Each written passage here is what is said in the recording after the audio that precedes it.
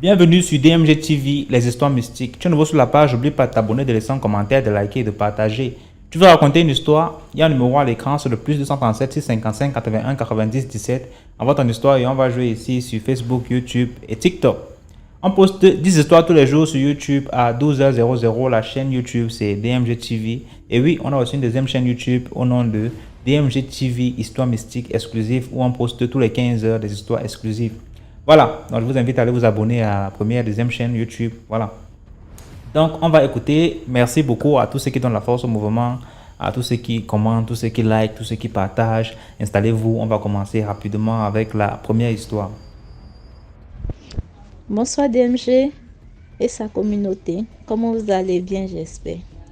Ok, l'histoire que je vais conter ce soir s'est passée en Côte d'Ivoire, dans la région des Grands Laos, dans un tout petit campement. C'était pendant mes vacances scolaires en 2006. Lorsqu'on est arrivé dans le village, un tout petit village, mon oncle disait qu'il avait mal au pied, sa jambe gauche. Et toujours il avait mal au pied, mais c'était pas aussi grave, mais la douleur. Puisque moi j'étais gaucher, il me demandait souvent de tirer son pied là. Mais bon, je tirais, il n'y avait pas gain de cause. Donc un dimanche, après le culte, il a demandé à l'homme de Dieu de prier pour sa jambe là, puisque ça persistait. S'il pouvait lui faire des petits massages avec des huiles bénites là. Donc l'homme de Dieu priait pour lui. Lorsqu'il priait, il a eu une vision. Il a demandé à mon oncle s'il avait des soucis avec quelqu'un. Mon oncle dit non, il n'a pas de problème avec quelqu'un.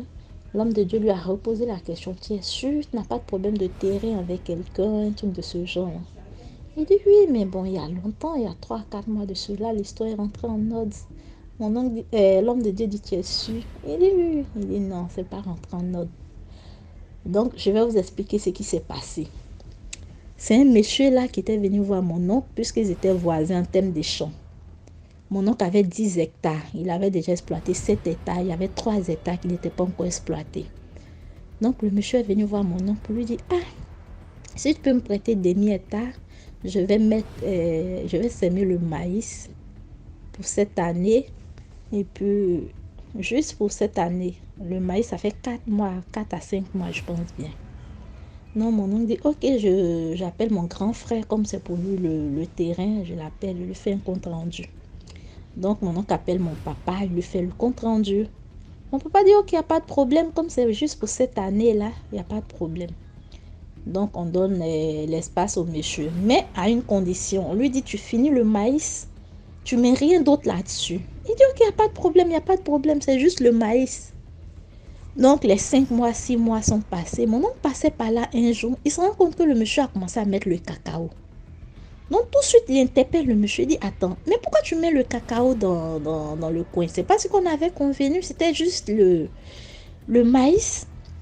Il dit, ah, au fait, la limite du champ, je ne maîtrise pas bien, c'est pour ça. Donc, excuse-moi, je savais. Mon oncle dit, non, tu sais très bien que c'est ce fromager qui est la limite. Tu ne peux pas me dire que tu ne sais pas. Donc, mon oncle savait pertinemment que le monsieur se foutait de sa gueule. Donc là, il appelle mon papa, il lui fait le compte rendu. Mon papa dit, non, il se fout de ta gueule. Dis-lui de ne plus continuer. Il dit, ok. Mon oncle repasse 2 semaines après, ça rend compte que le monsieur a encore mis le cacao. Là, mon oncle s'est énervé. Il appelle mon papa, il lui fait le compte rendu encore. Mon papa dit non, lui là, il abuse. Donc mon papa a envoyé de l'argent à mon oncle pour exploiter le reste de l'espace, les 2 hectares et demi. Donc ils ont mis le palmier à huile, puisque les deux ne faisaient pas la même culture.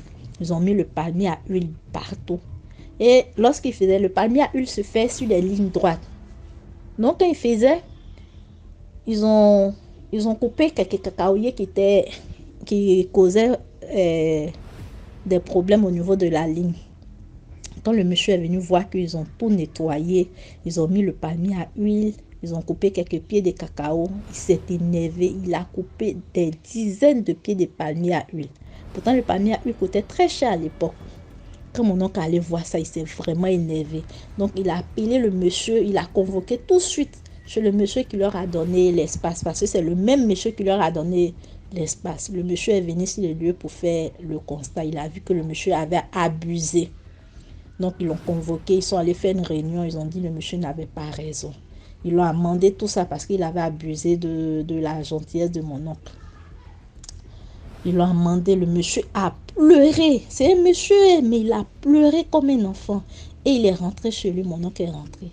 C'est 3 à 4 mois après que mon oncle a commencé à ressentir des douleurs au niveau de sa hanche. Mais il n'avait pas fait le rapprochement. Donc l'homme de Dieu lui a fait savoir que le monsieur en question avait enterré quelque chose dans le champ.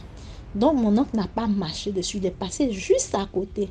C'est ce qui a fait qu'il a des douleurs au niveau du pied. S'il avait marché là-dessus, il allait peut-être être paralysé. Donc le même soir là, l'homme de Dieu est venu dans notre campement, dans notre petit village avec mon oncle. Le dimanche matin, on a prié ensemble à la maison, tout ça. Donc on s'est rendus nous tous dans le champ. C'est là les choses sérieuses vont se passer. Lorsqu'on est arrivé dans la plantation, il a créé un trou dans la plantation. Et il a mis la Bible à l'intérieur. Il avait une autre Bible dans la main. Le monsieur a commencé à réciter des versets bibliques. Non, c'est là que j'ai compris qu'il y avait une puissance dans ce truc-là. Le monsieur a commencé à réciter des passages dans la Bible. Tu sentais qu'il parlait même à la tête lorsqu'il récitait. Et il récitait. Nous tous, on était là comme des téléspectateurs, on regardait ce qui se passait. Lorsqu'il a commencé à réciter, en moins de 15 minutes, on attend un bruit. C'est comme si ceux qui vont à la chasse souvent, qui chassent les rats là, ils peuvent connaître ce bruit là. Le truc est sorti de la terre comme une bombe qui a explosé. Un bruit très fort, le bruit. Et il y a un truc qui est sorti de la terre avec une force. Le truc a commencé à courir. Donc les gens ont commencé à courir derrière ça. Ils ont rattrapé le truc. C'était un sachet, un truc insignifiant, un sachet. On ouvre le sachet. Il a versé déjà de l'eau bénite là-dessus. On ouvre le sachet. Il y avait des fils, des aiguilles, plus des coris. C'est tout ce qu'il y avait dans le sachet. Et c'est ce que le monsieur avait enterré dans le champ pour mon oncle. Il devrait marcher là-dessus et puis ça allait le paralyser. Donc quand on a pris ça, on a béni le nom du Seigneur et on est rentré au village avec. Et puis ils ont continué à prier, on est rentré au village avec et puis l'homme de Dieu est parti après ça. Mais moi, la moralité que j'ai retenue dans cette histoire, j'ai compris qu'il y a des gens sur cette terre-là, naturellement, ils sont méchants. Même en voulant faire du bien à quelqu'un, ce bien peut se retourner contre toi et puis tu auras des difficultés. Imagine un instant, si l'homme de Dieu n'était pas venu, si Dieu n'avait pas vraiment occasionné ça, que l'homme de Dieu n'était pas venu prier, mon oncle allait être paralysé juste parce qu'il a voulu rendre service à quelqu'un. Donc, c'est pour dire de faire très attention. Même quand on veut rendre service à quelqu'un, il faudrait qu'on fasse très attention parce que ça peut nous causer préjudice plus tard. Si tout ça, on rend service aux méchantes personnes. Donc, c'était un peu ça mon histoire. Merci beaucoup pour l'histoire et là on passe à la deuxième histoire. Donc, la deuxième histoire, j'ai rencontré toujours un monsieur, c'était à Deldo. J'étais voir un ami qui était souffrant. En rentrant, je rencontre le monsieur. Il était tellement relax, gentil. Il souriait toujours. Net comme moi. Bon, on s'est changé de numéro. Je suis rentrée. Et j'étais très contente de rencontrer quelqu'un comme ça parce qu'il était du genre. Donc, il était simple. Au fait, c'est ce que je me disais. Le monsieur, il commence à faire du genre. Essayer d'entrer dans ma vie privée, connaître ce qui se passe dans ma vie, machin truc, où mes parents sont. Bon, mais je lui ai pas trop donné les détails sur moi. Il y a certaines choses que je disais même qui n'étaient même pas vraies. Papa, je reste. Il commence à m'envoyer toujours de l'argent. Il m'envoie l'argent. Un jour, un jour, il commence à m'appeler à 23h. Moi, à 23h, quand on m'appelle déjà à 23h, si c'est ma mère, oui, je réponds. Mais à part ma mère, tous les autres qui viennent derrière là, tu m'appelles à 23h, je ne réponds pas. Même si tu es mon mec, tu m'appelles à 23h, je ne te réponds pas. Papa, je reste 23h, il m'appelle. Il a fait ça pendant une semaine, j'ai refusé. Et quand je refusais toujours, pour lui, il faisait toujours des problèmes. Pourquoi quand je t'appelle, tu ne réponds pas? N'est-ce pas, tu es souvent avec tes gars, ma chaîne est montée, c'est descendu. Quelqu'un ne m'a même pas fait les avances. Il commence à m'envoyer l'argent. Je veux que tu te coiffes, je veux que tu fasses tes ongles.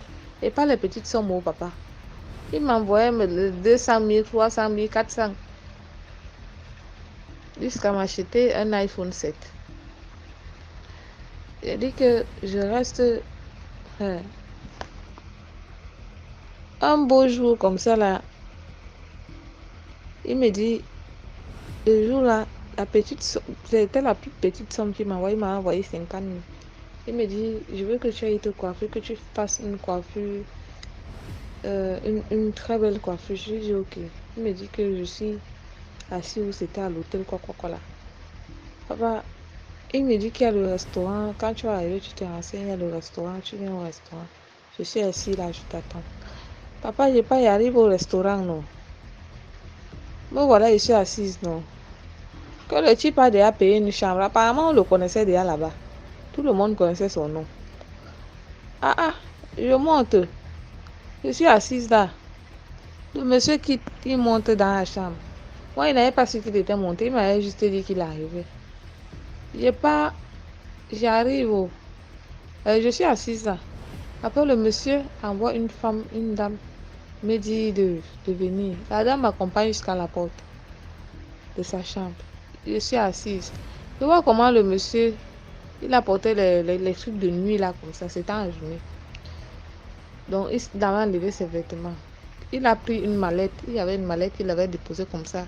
Parce qu'il y avait une chambre, une table. Il dépose la mallette sur la mallette était la table. Sa montre était là avec sa chaîne. Le monsieur entre aux toilettes, il prend son bain. Je suis assise là. Comme il m'avait laissé, c'est comme ça qu'il était encore revenu me retrouver assise là. Je n'avais même pas bougé. Papa, je suis assise là comme ça jusqu'à... Il me dit, Larry, approche-toi, je m'approche. Il arrête mes deux mains. Il me met comme ça sur ses cuisses. Il dépose ses mains sur mes mains. Mes mains étaient sur ses cuisses. Après, il me dit, tu sais que je t'aime et que je suis prêt à tout pour toi. Je lui dis, je souris. Après, il me dit, j'aime ton sourire. Et j'aime tes yeux. Je suis là et le regarde. À un moment donné, il y avait trop de compliments de Jacques que j'avais déjà honte.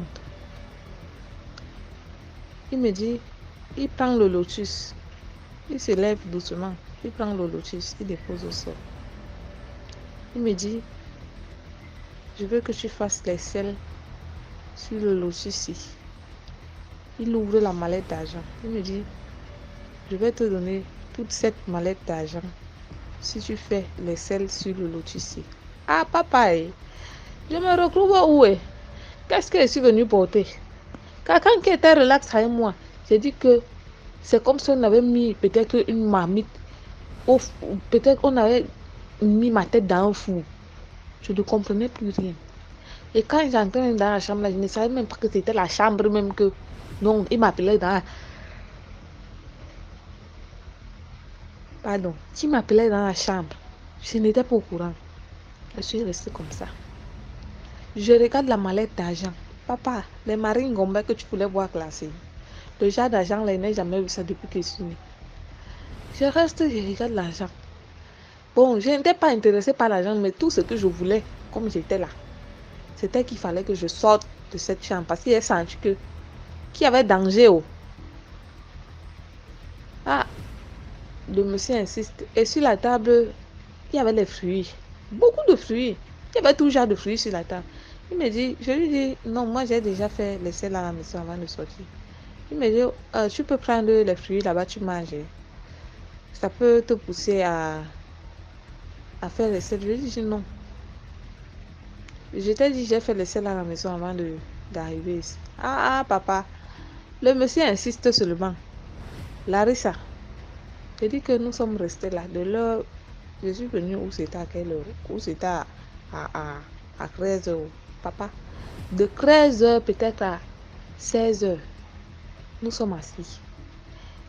Je pars et m'accroupis sur le lotus parce qu'il avait fermé la porte et la clé était sur la table. Maintenant, je me suis dit que si je pars prendre la clé pour ouvrir la porte devant lui et m'enfuir, il risque de me faire quelque chose de mal. Donc, il faut que je reste calme et j'essaye de faire tout ce qu'il demande. Ah, je suis moi là-haut, calme comme ça. Je fais et pas et m'accroupis sur le lotus. Je lui dis, ouais, vois ça que je pousse, ça ne vient pas. Je fais les efforts de pousser comme si je poussais. Après, il me dit que tu peux mettre le doigt, tu enlèves un peu, tu mets sur le lotus. Ah, papa, je suis moi la calme. Papa, je reste comme ça jusqu'à... Où ça fait comment le monsieur s'est levé, il est entré aux toilettes. C'était déjà à 19h. Il est entré aux toilettes, il n'est pas venu. Mouf. J'ai pris la clé. J'ai ouvert la porte. Avant d'ouvrir la porte, j'ai donc pris maintenant, comme la mallette était ouverte, j'ai pris, donc comme l'argent là était enroulé comme ça sur les, comment on appelle ça, sur les frondes, j'ai pris 2 paquets. J'ai mis dans mon sac. Le marathon que j'ai pris, je suis descendu. Même mes chaussures. Ma talon s'est même cassée là-bas.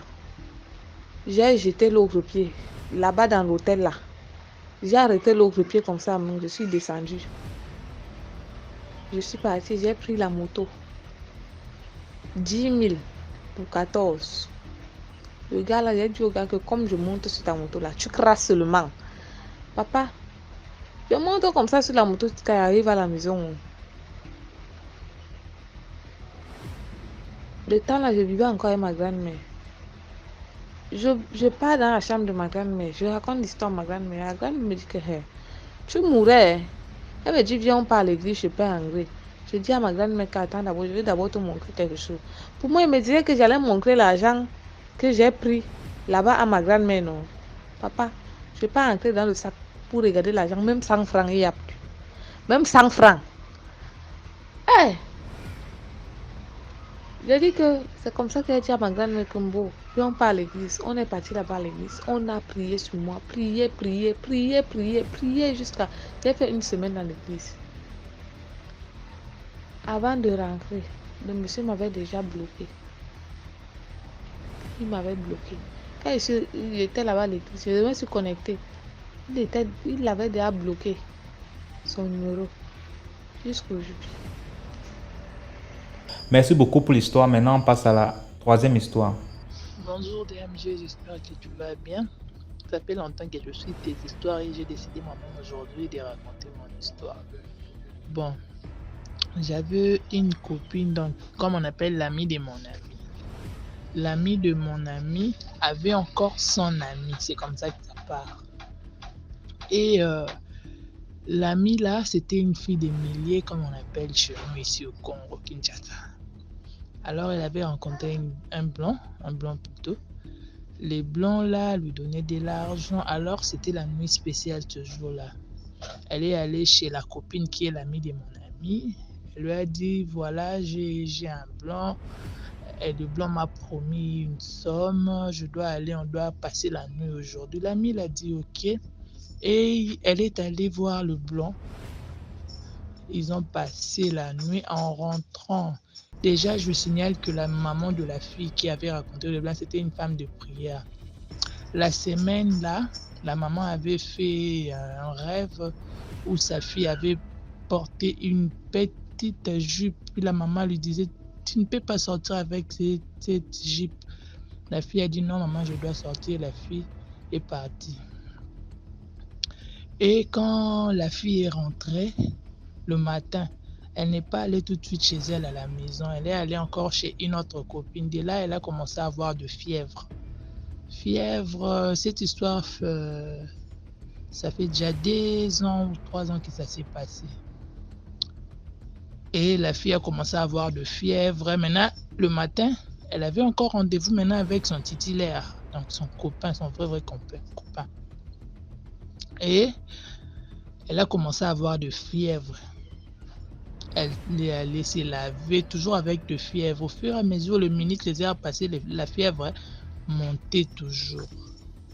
Fièvre. Finalement, sa copine a dit non, tu ne dois pas sortir comme ça, tu devais aller voir le médecin. La fille a dit non, je ne peux pas aller voir le médecin, je dois d'abord aller voir mon copain. Ouf, elle n'arrivait plus à se tenir debout. Elle n'arrivait plus à se tenir debout, ça allait de mal en pire. La copine a dit non, on doit aller chez le médecin. Arrivant chez le médecin, la fille est décédée. La fille est décédée et on ne savait pas comment elle était morte, mais celle, même la copine où elle est décédée là, elle ne savait pas où elle venait, mais la copine de l'amie là qui savait où elle venait, jusqu'à maintenant elle n'a rien dit. Elle a juste raconté à ma copine que voilà, la copine qui était morte, ça s'est passé comme ça. Elle avait raconté les blancs lui avaient dit de passer la nuit. Donc jusqu'aujourd'hui, la famille ne sait comment la fille est morte. Mais c'est l'autre amie là qui sait, mais jusqu'à maintenant, et elle n'a rien dit. C'était ça mon histoire. Bref, c'est toujours comme on dit. Nous aimerons dire aux jeunes filles de ne pas suivre l'argent facile, toujours l'argent facile. C'est un peu ça. Merci beaucoup pour l'histoire. Là, on passe à la 4e histoire. Commentez, likez, partagez, s'il vous plaît. Bonsoir DMG. Je te remercie vraiment pour ton concept parce que ça édifie. Ça nous pousse un peu à réfléchir et à essayer d'éviter certaines choses. L'histoire que je vais raconter, c'est mon histoire.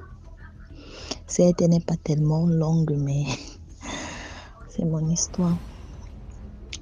Bon, je vivais à Yaoundé et j'ai rencontré un monsieur qui était docteur, je ne vais pas citer le nom de l'hôpital.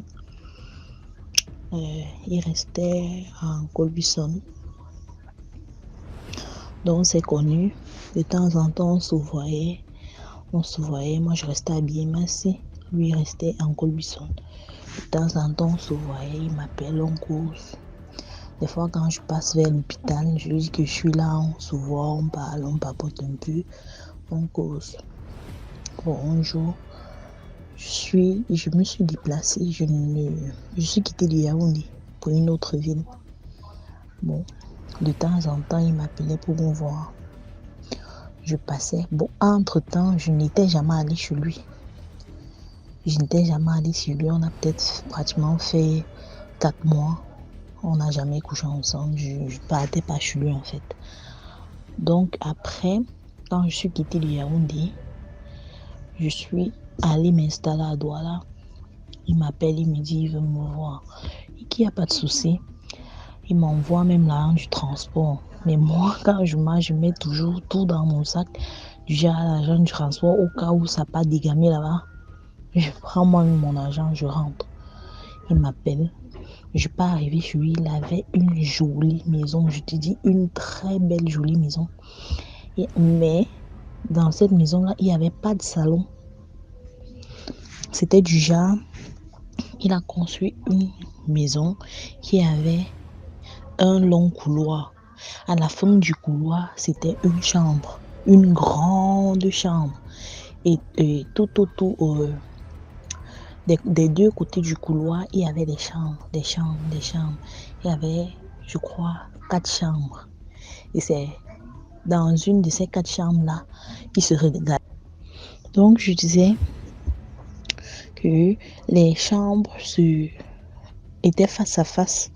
Et dans l'une de ces chambres, il a pris la première qui était juste devant la porte. C'est où il a fait son petit salon. Il a aménagé un petit espace. C'était la cuisine mélangée avec une petite salle à manger, un truc comme ça. Donc, quand tu finis de préparer, tu t'assois là, tu manges. Il n'y avait pas de salon dans sa maison. Il y avait la grande chambre du fond où lui-même il dormait.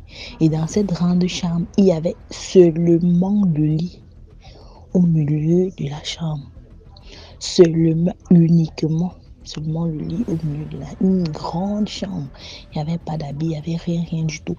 Le lit était placé au milieu de la chambre. Genre, quand tu sors du couloir, si la porte est ouverte, tu vois seulement le lit qui t'accueille, un grand lit qui t'accueille. Maintenant, dans ces chambres-là, il y avait une chambre où il gardait uniquement ses chaussures, une chambre où il gardait ses habits, la chambre où il faisait la cuisine là, et la petite salle. La 4e chambre était toujours fermée. Toujours fermé. Moi, je ne sais pas ce qui était dedans. Il m'a demandé de ne jamais entrer là-bas. Et je ne voulais même pas.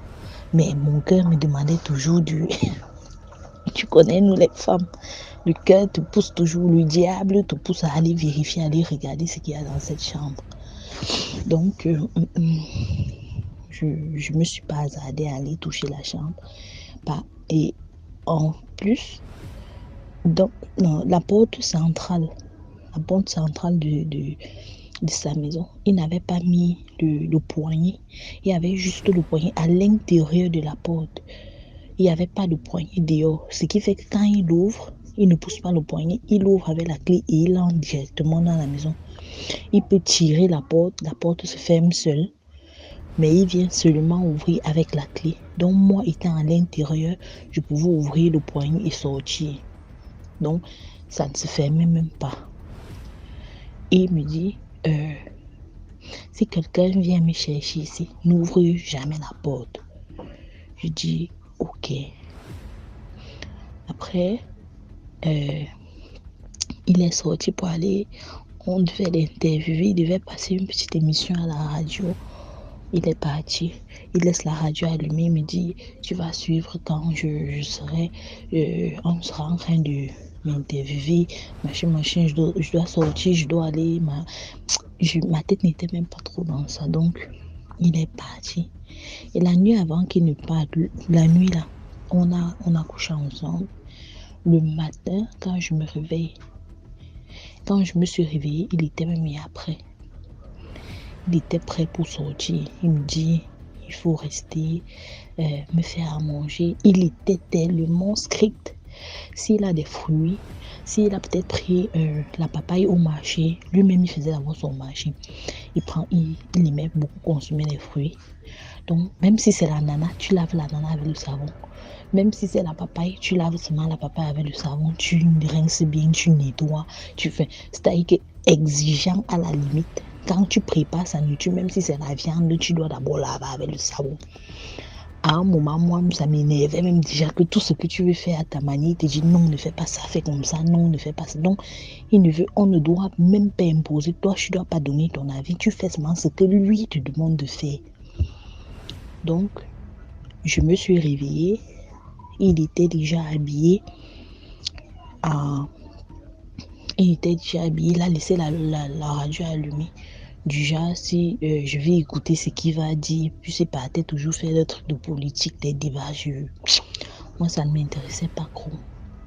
Entre-temps, alors, je commence à ressentir une petite douleur au niveau du bas-ventre. Je me dis, c'est rien. C'est rien. Peut-être 15 minutes après, quelqu'un vient toquer à la porte. Toc, toc, toc.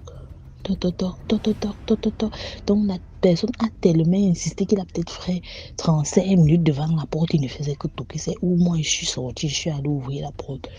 Il me dit bonsoir, est-ce que papa Tétel est là? Je ne vais pas citer son nom. Je dis non, il est sorti. Il me dit quand il va rentrer, dis-lui que son neveu était là. Il dit ok. Il est reparti. C'était un jeune. Il était peut-être dans la vingtaine. Il me demande que toi, tu es qui pour lui? Je dis son ami. Parce que je ne pouvais même pas dire. La ménagère. Je ne connais pas comment. J'ai seulement dit son ami. Il a dit ok. Quand il va rentrer, dis-lui que son neveu était là. J'ai dit d'accord. Donc, j'ai refermé la porte. Bon, avant de refermer la porte, comme j'étais arrivée tard dans la nuit, je suis donc sortie. J'ai regardé tout autour du quartier, c'était tellement beau, il y avait des fleurs partout, c'était Nyanga. Et je n'ai pas regardé le derrière. Je me posais la question comment un homme, il était tellement beau, même comme il était un peu âgé, mais tu sens que quand dans sa jeunesse, c'était un très bel homme. Pourquoi un monsieur comme ça reste seul? Il travaille, il a l'argent, mais il reste seul dans sa maison. Il n'y a même pas les habits d'une femme, les habits d'un enfant, il n'y a rien du tout qui peut même te prouver qu'il y a une autre personne qui vit dans la maison. Je vais commencer à me poser des questions. Bon, j'ai refermé la porte quand le gars est parti. J'ai refermé la porte, je suis entrée dans la maison. Entre-temps, je continue à ressentir les petites douleurs. Quand je pars donc aux toilettes pour me laver, je constate que j'étais pas en période, c'était pas ma période, je saignais même pas. Je constate que je suis en train de saigner. C'était tout petit, mais ça se voyait, ça coulait un peu, doucement. C'est où j'appelle mon ami, j'ai un ami là qui avait toujours des visions. Donc quand je l'appelle, je lui pose une question, il me dit si c'est bon ou si ce n'est pas bon. De temps en temps, je fais souvent que quand je veux m'hasarder dans une relation, je pose d'abord la question, mais de tout là, je lui ai pas posé la question, je lui ai rien dit par rapport à ce monsieur. Je suis partie. Quand je l'appelle, il me dit hey, tu es où? Je dis je suis à Yaoundé. Il me dit sors de la maison là. Je dis sortir comment? Il me dit non, où tu es là, ce n'est pas bon. Je dis ce n'est pas bon comment? Il me dit non, où tu es là, ce n'est pas bon. Le monsieur là, ce n'est pas une bonne personne. Ok, ah bon? Il me dit oui, que moi-même je t'appelais pour te dire qu'il ne sait pas. J'ai fait la rencontre d'un monsieur. Maintenant, on a un peu duré. Je suis chez lui. La première fois qu'on a eu des rapports, je me retrouve en train d'avoir des petits saignements. Et le bas-ventre me fait mal. Il me dit sors, quitte, libère la maison là à l'instant où je te parle même. Comme moi aussi, je ne pouvais pas libérer la maison d'autrui, comme c'est laisser ça vide. J'ai attendu qu'il rentre. Avant qu'il ne rentre, j'ai commencé à faire le tour de la chambre où il y avait les fenêtres. De l'autre côté, c'était vide, tu voyais tout le quartier. Bon, du côté gauche, parce qu'il y avait aussi les deux fenêtres, des deux murs. Du côté gauche et du côté droit, et il y avait le lit au milieu de la chambre. Quand je pars regarder du côté gauche, je vois tout un cimetière. La chair de poule de ça. Je vois tout un cimetière, les tombes, plus de 20 tombes. Je me suis posé la question, est-ce que c'est tous les membres de sa famille qui sont enterrés là? C'est comment, je ne sais pas. J'ai commencé à avoir peur. À l'heure là, je te jure, j'ai commencé à trembler. Donc il a encore embelli son petit cimetière là avec une clôture en fleurs du genre. Quand tu passes en route, tu peux pas connaître qu'il y a des tombes à l'intérieur. Et c'est où j'ai commencé aussi à me poser la question que dans la chambre qui m'a demandé de ne pas entrer là, il y a quoi dedans? J'ai fait les efforts, j'ai arrêté mon cœur. Quand il est revenu, je lui dis que non, moi je vais partir. Il me dit tu pars comment? Non, je dis que moi je veux partir. Il me dit non, il est rentré tard. Il me dit que non, je peux pas rentrer à cette heure, machin, patati patata. Je dis que non, le père, ça ne va pas. Je dois rentrer, ma mère est malade. Parce que je lui dis que ma mère était malade. Je voulais déjà quitter la maison. Il me dit que non, ma mère, tu peux pas rentrer à cette heure. Je dis que non, moi je dois rentrer. Je vais d'abord aller habiller ma fille parce qu'il y a la maison familiale là-bas. Il me dit que non. Très tôt le matin, tu vas partir. Et je te jure, DMG, toute la nuit, je n'ai pas dormi. Toute la nuit, je n'ai même pas de parce que j'avais peur. Et quand tu étais dans la chambre, il faisait tellement froid. C'était comme si tu étais dans une chambre froide. Je sais même pas. Je me demande même comment j'ai pu dormir la première nuit. J'avais tellement peur, je tremblais. Le monsieur lui-même, il ne dormait pas. Il passait toute la nuit à me regarder. Du genre que tu veux dormir un peu comme ça, tu sens que tu sens quelque chose à côté de toi. C'est comme ça que je me réveillais. Quand je veux dormir comme ça, je veux un peu somnoler, je suis seule. J'ai commencé à prier dans mon cœur, et pardon, Seigneur, et à libérer la maison. Si c'est qu'il y a quelque chose de mauvais dans cette ombre ou dans cette maison, pardon, faire en sorte que j'ai prié pour que le jour se lève, pour que je puisse libérer la maison. Il me dit, il était contre. Il me dit, non, tu vas partir le matin, machin. Dès que le jour s'est levé, je lui ai dit, ok, moi je pars déjà. Il me dit, non, tu pars comment? Et si tu n'es pas bien là, machin. On va faire une sortie le soir, patati. Je ne sais même pas ce qu'il était en train de programmer dans sa tête ou dans son cœur.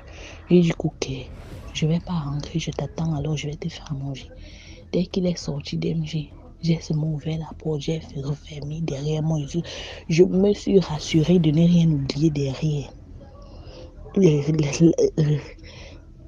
Graisser bien le lit, parce que moi, quand je mange, j'ai toujours mon huile d'olive dans le sac. Et j'ai même oublié de dire, avant qu'on ait les rapports sexuels, je prends même souvent l'huile d'olive qu'on a bénie là, je once ça sur moi, ou je mets un peu dans mon eau que je vais faire la toilette avec. Donc je sais pas. Peut-être je sais même pas ce que je vais te dire. Peut-être c'est seulement ça qui m'a sauvé, que peut-être il voulait mettre quelque chose dans moi. Et c'est peut-être l'huile d'olive là qui m'a sauvé. L'huile d'olive là qui m'a sauvé et que j'ai seulement eu des petits saignements, petits signes comme ça que quelque chose de mauvais devait entrer dans moi. Donc après je suis sortie, il me dit reste me faire manger, laisse l'argent sur la table, machin. Je ne voulais même plus de son argent, même l'argent qu'il a laissé sur la table là, j'avais mon argent de transport dans mon sac, j'ai tout laissé, j'ai pris mes pieds, je suis partie. Quand il est rentré du travail, il m'appelle. Il commence à me gronder. Oh, tu es une mauvaise fille. Pourquoi tu es comme ça? Patati patata. Il commence à bavarder. Le père, moi je t'ai dit que ma mère était malade. Je voulais y rentrer. Ta mère est malade. Oh, ta mère n'est pas malade. Il a commencé à bavarder. J'ai arrêté l'appel. J'ai même changé de puce. Je ne connais pas comment le père a fait pour avoir mon autre numéro. Il a commencé à me harceler au téléphone. Oh, je suis une sorcière. Machin. Mais que peut-être c'est Dieu, peut-être c'est Dieu qui m'a enlevé dans la maison là, parce que c'est Dieu qui m'a sauvé le jour là. Je ne connais même pas ce qu'il y avait dans sa tête avec les cimetières que j'ai vus. Donc vraiment, ce n'était pas une question de longs yeux. Moi je me suis dit que c'était une relation simple comme toutes les autres relations. Mais le père là, il avait des intentions bizarres. Vu son comportement, sa maison, les tombes derrière la maison, donc mes soeurs, vraiment, le dehors n'est pas bon. Il faut souvent se méfier et avant de s'engager dans une relation, on doit d'abord bien réfléchir et montrer notre situation à Dieu, parce que c'est Dieu qui nous sauve dans toutes les situations, là. Dans tout ce qu'on va entreprendre dans nos vies. Il faut toujours mettre Dieu devant. Donc, c'est ça, c'était mon histoire. Merci. Merci beaucoup pour l'histoire. Maintenant, on passe à la 5e histoire. Bonsoir à toute l'équipe DMG. Mon histoire se passe au Gabon, dans mon village à Kango. Ça remonte. À l'époque, j'avais 16 ans. C'était un couple dans le village. Le mari était un chasseur et un pêcheur. Il vivait avec sa petite famille paisiblement. Et voilà, c'était comme ça que c'était. À chaque fois que les villageois le rencontraient, oh bonjour. D'abord que c'était un monsieur aimé par tout le monde dans le village. Il était toujours humble, toujours prêt à aider son prochain et tout.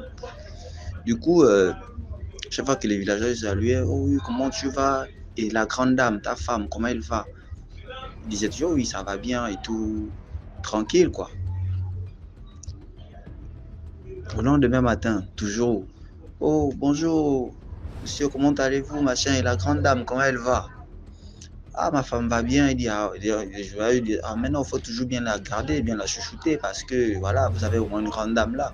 C'est là le monsieur disait, mais non, mais c'est normal que, en tant que mari, je dois bien m'occuper d'elle et la chouchouter, c'est normal. C'est là les gars lui disaient, mais non, il faut vraiment bien lui chouchouter et tout, parce que c'est vraiment une grande dame que vous avez là. Le gars n'attirait, ça n'avait pas encore attiré son attention que, ah bon, pourquoi les villageois, à chaque fois, bon, ils n'avaient pas encore vraiment mis la tête à ça. Ils vaquaient toujours à ses occupations, ils partaient à la chasse, ils partaient à la pêche et tout ça. Après, maintenant, Un autre jour encore, c'est toujours les mêmes salutations. Oh, comment va la grande dame? Comment va la grande dame? Comment va la grande dame? À chaque fois, c'était comme ça. À chaque fois, c'était comme ça. Le monsieur a dit non. Cette affaire-là, ça commence à me fatiguer. Là, il rentre chez lui. Il trouve sa femme a déjà fait la table pour manger. Le monsieur part à la douche, il se lave tranquille, il vient, il mange. Vous savez, au village, chez nous, ici au Gabon, nous, c'est au plus tard, 19h, 20h, tout le monde dort déjà. C'est pas comme la ville. Donc, enfin, et puis à l'époque, j'avais 16 ans, j'étais encore au village, j'étais même parti pour les vacances et tout. Ça va que j'avais vécu l'histoire. 19h, le monsieur et la dame, tout le monde, ils sont déjà rentrés. 19 et la femme, tu vois, quelques minutes seulement, elle est déjà KO, elle commence à ronfler. Bon, ça ne dérangeait pas parce que vu que lui-même, il sait que sa femme, elle est dort comme un cadavre. Et la façon dont elle ronflait, vraiment, c'était... Enfin, le monsieur était déjà habitué à ça. Donc, il n'y avait aucun problème. Le lendemain, la même routine, le monsieur s'est levé, il est parti à la pêche et tout, voilà. Maintenant, en revenant, il croise son ami. Vraiment son ami avec qui il s'entendait vraiment très bien. C'est là où son ami lui salue. Oh, comment tu vas et tout, voilà. Et la grande dame, comment elle va et tout. C'est là où il pose la question à son ami qui m'attend.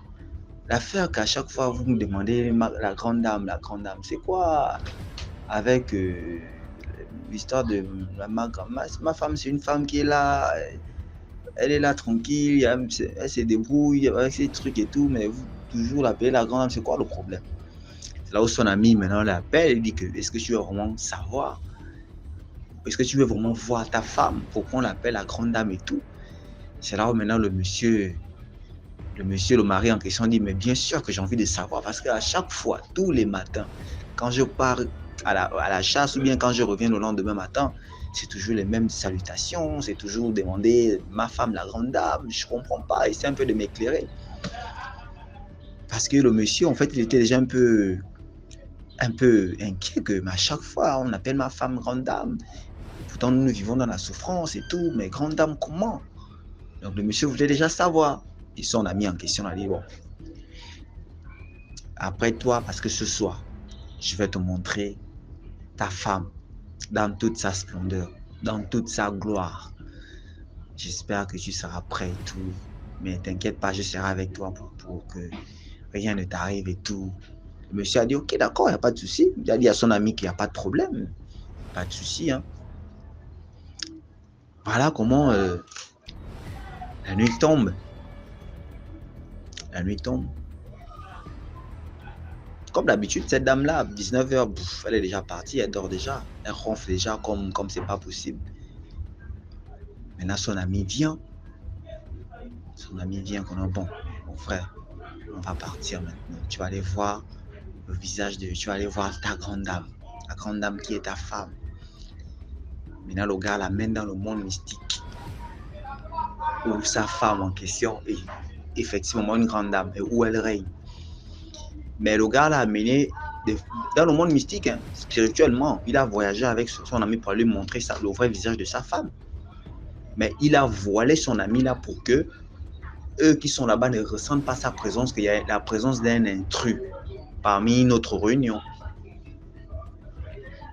Mais il a mis son ami en question dans un coin pour qu'il puisse voir l'arrivée de sa femme et tout et tout. Mais le mari n'en croyait pas ses yeux. Il voit un parterre de monde, des villageois, du village en question, et d'autres personnes et tout, quoi. Donc, c'était là, ça dansait, machin, ça dansait.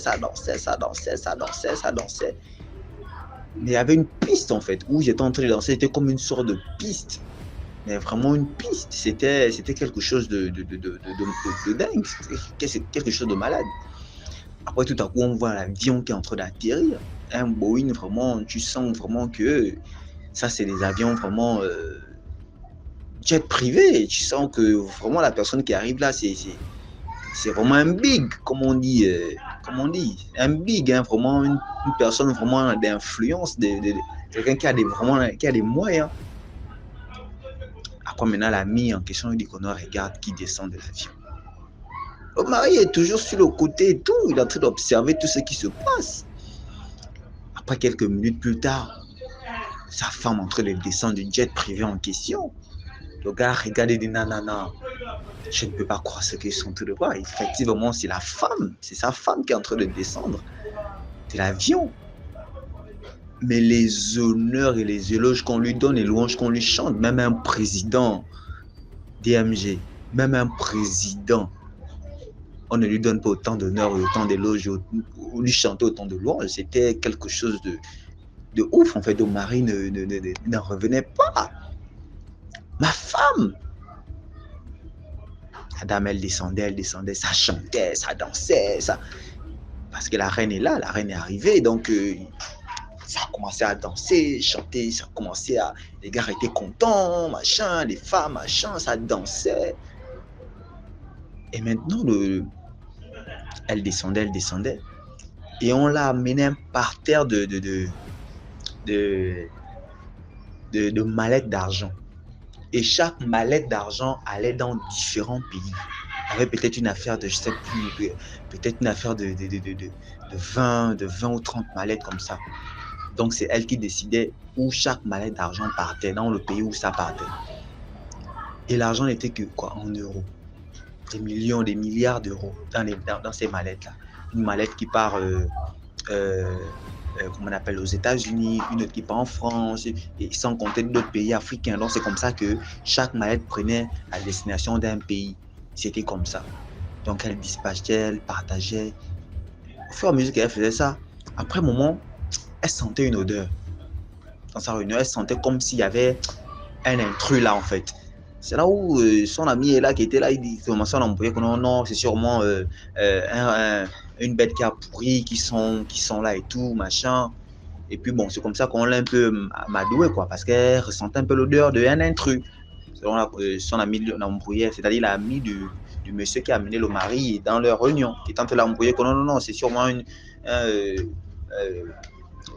un gibier qui a pourri, et voilà, quoi. Après, elle a pu prêter attention, elle a toujours continué à faire son partage et tout, envoyer des choses à gauche, à droite et tout, envoyer des valises à gauche, à droite et tout. Après, maintenant, quand le mari a vu ça, sidéré et choqué comme il était déjà, ils sont revenus maintenant le lendemain matin, comme d'habitude, comme il avait l'habitude de le faire. Il s'est levé le matin, il est parti vraiment ce jour-là, c'était vraiment une chasse miraculeuse et une pêche miraculeuse. Il est parti, il a chassé vraiment, il a vraiment, comme on dit chez nous au Gabon, il a mouillé le maillot. Il est parti, il a chassé de ces gibiers, même des gibiers qu'il n'avait vraiment jamais chassé. Il a chassé, il est parti à la pêche, une pêche vraiment miraculeuse à la pierre dans la Bible. Une pêche vraiment miraculeuse. Il a invité toute la famille de la femme. Il a invité la famille de la femme. Donc des beaux-parents, il a invité, ils ont fait vraiment, c'était vraiment un festin, quoi. C'était là, ils ont commencé à manger, il a payé la boisson. Vraiment, c'était comme si, voilà, quoi. C'était là, ça buvait, ça chantait, ça rigolait et tout. Après, maintenant, le gars a demandé le silence. S'il vous plaît, il y a la belle famille que j'aimerais dire quelque chose. Maintenant, la belle famille a dit, ok, on t'écoute, beau-fils, beau-frère, et tout ça, on t'écoute. Maintenant, le gars s'est levé, il a dit, voici tout ce que vous mangez là, la viande, le poisson, et tout ce qui va avec la boisson. Ça là, j'ai eu ça par la sueur de mon front. Donc, j'ai vraiment travaillé dur pour pouvoir aller à la chasse, chasser, pêcher et payer toutes ces consommations que nous sommes en train de boire. C'est à la sueur de mon front que j'ai pu avoir tout ça. Mais il s'avère que ma femme ici présente est une grande dame dans le monde mystique. Mais ce qui me choque, c'est même pas le fait qu'elle soit dans le monde mystique. Ce qui me sidère, c'est que elle voit dans quelle misère et dans quelle pauvreté nous vivons avec tout l'argent que je l'ai vu. envoyée dans différents pays du monde entier. Elle ne peut même pas, suffit que nous gardions même une maillette, que nous regarde comment on est en train de souffrir, comment moi je suis en train de souffrir, me battre comme un lion pour que je puisse nourrir ma famille. Même pas une maillette pour que nous puissions vivre décemment. Regardez, c'est pourquoi je vous ai revenu pour vous dire que non, votre fille là, elle et moi à partir d'aujourd'hui, je n'en veux plus d'elle. Vous prenez votre fille, vous la ramenez chez vous. Le mariage et tout, c'est terminé. Si elle veut aussi même les enfants, elle prend les enfants, elle part avec. Parce que ces degrés de cruauté, ce n'est pas vraiment, c'est vraiment pas juste. C'est que le monsieur est en train de dire les larmes. Le papa pleurait. Non, mais non, j'ai vu ma femme dans une gloire pas possible. Je ne l'ai même pas reconnue. Elle brillait de mille feux. Tout sur elle qui était, les chaînes, c'était en or. Les boucles d'oreilles, tout sur elle était en or. Tous les bijoux qu'elle avait, c'était en or. J'ai dit, s'il vous plaît, prenez pas que je commets un crime. Prenez votre fille, vous la menez. Et puis, voilà quoi. On se sépare tranquillement. La belle famille est restée bouche bée. Ils étaient choqués de passer que ça c'est quelle histoire, mon Dieu. Ça c'est quelle histoire. Donc après, il y a eu séparation. La fille a pris ses enfants et elle est repartie dans sa belle famille. 2 semaines plus tard, on annonce à son mari en question que ta femme est décédée et tout, voilà. Vous savez, dans la plupart des cas de ces personnes-là, quand le secret sort comme ça, quand ton secret sort comme ça, c'est à la mort qui t'attend. Tu ne peux plus être normal en fait. Donc, DMG, c'était un peu ça l'histoire que j'ai vécue dans mon village. Bon, portez-vous bien et God bless. Merci beaucoup pour l'histoire. Maintenant, on passe à la 6e histoire. Bonjour DMG. Vraiment bonjour. Je suis une jeune femme. Je vis précisément au Gabon, au niveau d'Akanda. Je tiens d'abord à sensibiliser les gens sur les choses qu'on achète sur Internet. Des choses que les gens ont déjà utilisées et que nous, on part acheter. Parce qu'on ne connaît pas comment ça se passe, comment ça s'est passé dans la maison de la personne, qu'est-ce que la personne a fait ou qui est la personne. Les gens sont déjà mauvais. L'homme détruit l'homme. Le diable n'a plus sa place au milieu des hommes parce que l'homme lui-même s'y a transformé en démon. Je vous raconte ma propre histoire, ce n'est pas l'histoire de quelqu'un d'autre. Récemment, j'ai acheté une table à manger sur Bonwazadile. Beaucoup de gens connaissent ce site.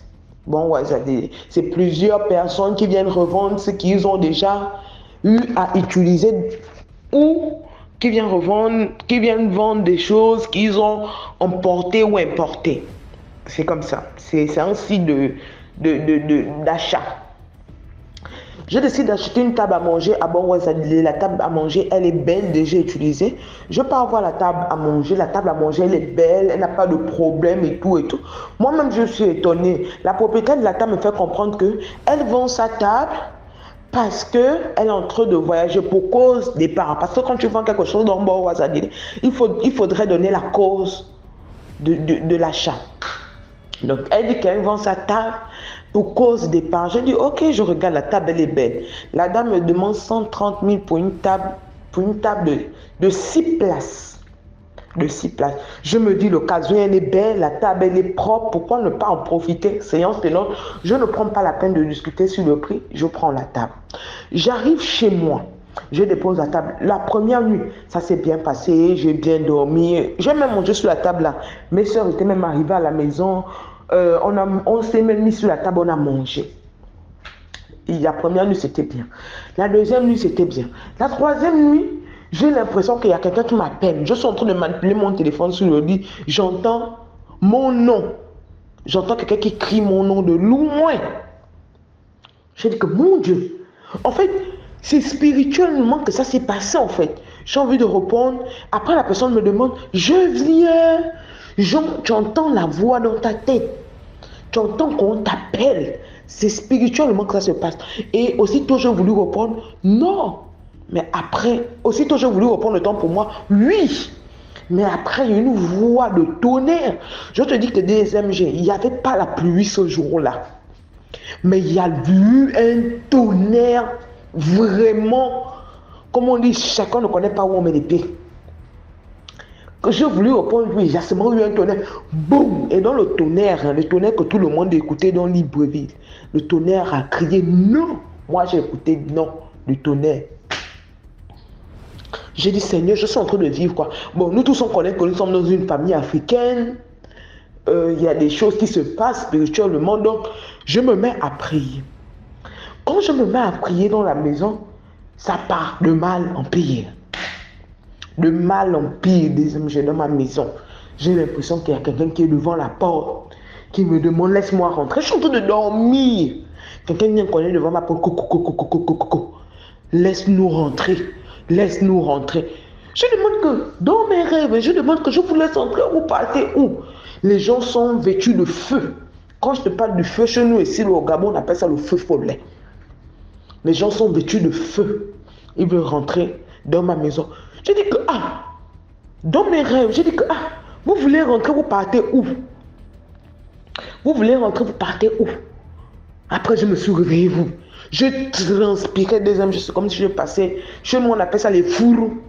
Les gens vont connaître les fourreaux, le bain de vapeur, comme si j'ai passé toute une heure dans le bain de vapeur, la transpiration sur le lit, comme si j'avais pissé sur mon lit.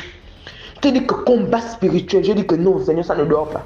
J'ai appelé ma grande soeur, j'ai dit à ma grande soeur que, où tu me vois là, chez moi là, je ne sais pas si c'est la maison où je viens à peine, puisque je venais à peine de venir habiter dans la maison. J'ai dit que je ne sais pas si c'est la maison où je viens à peine de venir habiter qui a le problème. D'abord que le bailleur là, je ne le vois pas clair. C'est comme ça que j'ai parlé. J'ai appelé ma petite soeur qui est en Turquie. Elle prie beaucoup. Je l'ai appelée, j'ai dit qu'elle m'a prié. Ma petite soeur me rappelle à 3 h du matin. J'ai dit, elle m'a prié, elle me rappelle à 3 h du matin. Elle me dit que toi, tu as perdu la vie de prière. Qu'est-ce que tu as mis dans ta maison? Je dis que j'ai perdu la vie de prière. Qu'est-ce que j'ai mis dans ma maison? Comment je regarde ma maison? Bon, ma petite soeur n'avait pas eu la révélation que ce que j'avais mis dans ma maison, c'était à table à manger. Deuxième jeu, tu ne peux pas, tu ne te rends même pas compte que c'est la chose. En fait, pour toi, tu te dis que c'est impossible. Non, en fait, j'ai dit que non, ça dort. Deuxième jeu, combat sur combat. Et là, je me réveillais maintenant, c'était genre, je suis en train de dormir sur mon lit. Là, maintenant, je ne sais pas comment ils ont fait pour rentrer, mais ils arrivaient déjà à rentrer et s'asseoir autour de la table. Jusqu'à un jour, là, ils arrivaient déjà à rentrer. Je te dis que je ne sais pas qu'ils les a fait rentrer. Je ne sais pas comment ils sont rentrés.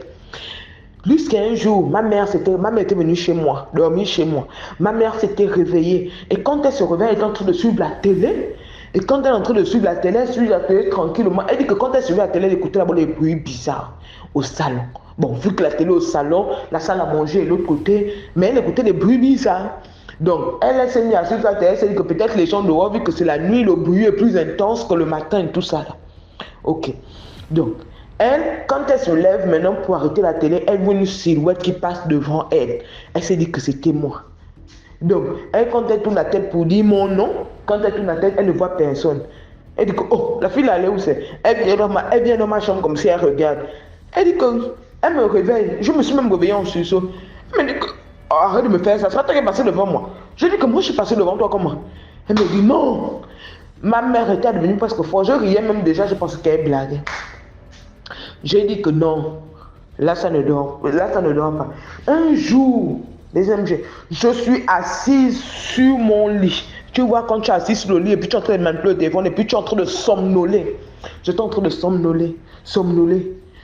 Quand j'ouvre les yeux, mon Dieu, qui je vois au-dessus de moi, mon petit frère qui est loin de l'Afrique même, très loin. Il est sur moi. Je lui demande que, mon Dieu, je me lève en sursaut. J'appelle mon petit frère, mon petit frère. Oh, je t'ai vu sur moi. Il me dit sur moi comment? Je t'ai dit, j'ai vu debout sur moi. Mon petit frère me dit, oh non, moi aussi j'avais fait un rêve comme ça là, mais je ne voulais pas t'en parler parce que j'avais peur de te stresser. Je t'ai vu au-dessus de moi aussi. J'ai dit que mon Dieu, qu'est-ce qui est en train de se passer? C'est là où j'ai commencé à mettre ma tête au niveau de la table à manger. Puisque ma mère disait que c'est là-bas où elle écoutait les bruits. Ma petite m'a demandé, qu'est-ce que j'ai mis dans la maison? Quand j'emménageais, la seule chose que j'ai payée dans les réseaux sociaux, c'était la table là. Donc, j'ai commencé à mettre la tête là-bas. Un jour, j'ai dit que je vais faire un peu les choses des pasteurs. Genre, j'ai mis le... Je te dis ça vraiment. après que j'ai vécu dans la maison, là, c'est là même, je suis en train d'abréger. Vraiment, faites attention à ce que vous payez sur Internet. Quand j'ai mis on appelle comment? J'ai mis le feu autour de la table, genre, tu vois, quand on fait toujours. Je n'ai même pas fait ça exprès. J'ai mis la bougie au milieu de la table. Et tu vois que quand la bougie est en train de fondre, ça brûle la table. Donc, moi, je suis allé dormir. Donc, la bougie est en train de brûler la table. Deuxième G, la bagarre que j'ai eue dans le rêve. Oh, elle est là, attrapez-la, attrapez, elle est là, attrapez. Dans mon rêve, je n'arrivais pas à me réveiller. Je criais. Quand je me suis réveillé, je trouvais que la table était en train de brûler. J'ai dit que, mon Dieu, qu'est-ce que ce qu'il fait là? Deuxième G, quand j'ai pris la table là, j'ai mis la table là dehors. J'ai mis la table là dehors. J'ai dit que, même si j'ai perdu l'argent, mais j'avais encore le mot de la femme là. J'ai dit à la femme là que la table qu'on m'avait vendue, c'est une table de rognon spirituel. C'est une table de rognon spirituel. Elle me dit, oh non, si tu vois, c'est que toi-même tu es aussi pour toi. Je suis resté. Elle ne m'a pas dit non. Elle ne m'a pas dit, ma fille, qu'est-ce que tu me racontes? Elle ne m'a pas dit. Elle a dit, si tu vois ça, c'est que toi aussi tu as pour toi. Deuxième, je suis resté. Oh, mon Dieu. J'ai pris la table, j'ai mis ça dehors. Malgré ça, la persécution que j'avais dans ma maison, c'est comme si je l'avais fait autour de la table. Les gens étaient toujours là, entourés autour d'une table. C'est une stade spirituelle. Sur une table, je te dis que dans la maison, tu n'entendais que des réunions. Je ne sais pas si c'est ça qu'ils faisaient leur tontine. Les gens m'ont dit, j'ai dit que je vais déménager. Je suis allé voir un prophète. À l'époque, je priais dans une église de la place. D'autres personnes comprendront, mais je vais taire le nom. J'ai prié là-bas et le prophète m'avait dit, oh non, même si tu déménages, ils vont te suivre, c'est comme si tu les emmenais avec toi. Tout ce que tu dois faire, c'est de brûler la table, de couper tout lien avec la table. Tu dis, je l'ai acheté, je le détruis. Parle, dis des choses. Donc j'ai brûlé la table, des amis. J'ai brûlé la table, prière sur prière, combat de prière. Maintenant, je me retrouve à faire des combats de prière pour quelque chose qui n'est pas à moi, pour quelque chose qui n'est pas pour moi, pour quelque chose qui n'était pas destiné pour moi. Parce que je me suis entêté à prendre la chose de quelqu'un d'autre, à prendre l'antiquité, le totem de quelqu'un d'autre dans sa maison. Faisons attention à ce qu'on achète sur les réseaux sociaux. La télé, la fourchette, les assiettes, les miroirs. Faisons attention à ce qu'on achète sur les réseaux sociaux. Il y a beaucoup d'antiquité à l'intérieur. Beaucoup d'antiquité à l'intérieur. En tout cas, c'est ça la même. Faisons très attention. C'est tout ce que j'avais à partager. Vraiment, faisons attention. Voilà, c'était tout pour aujourd'hui. Merci pour l'histoire. Merci pour tous ceux qui envoient les histoires. Merci pour tous ceux qui participent. Si tu as une histoire à raconter, envoie-le sur le numéro à l'écran, c'est le plus 237 655 81 90 17 et on va jouer ici. Merci beaucoup pour la force. On se prend demain pour une nouvelle vidéo à 12h00. Voilà, ciao, ciao.